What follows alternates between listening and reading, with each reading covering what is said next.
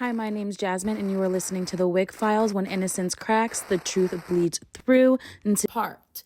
And during that time, Susan began talking to another man. His name was Tom Finley. Tom Finley represented a life she wanted. He was successful, wealthy, and emotionally distant in a way that made him feel powerful to her. But he was also very clear about one thing.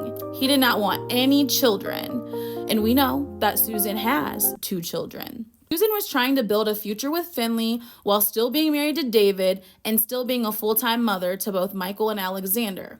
She wasn't single, she wasn't free. She was caught between 2 lives that existed at the same time.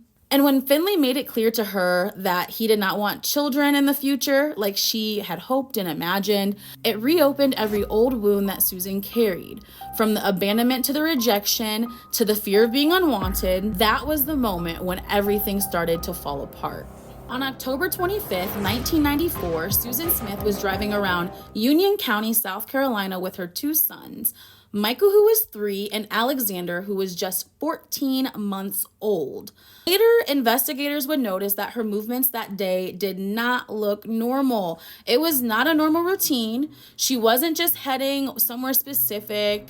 She wasn't running errands. She was circling back roads, quiet stretches of highway, and rural areas near John D. Long Lake. It was the kind of driving that looks like someone is stalling, thinking, or trying to make a decision. That night, Susan ran into a nearby home and told a story that would shock the entire country. She said she had been stopped at a red light when a man approached her car, forced her out, and drove away with her 2 children still inside of the car.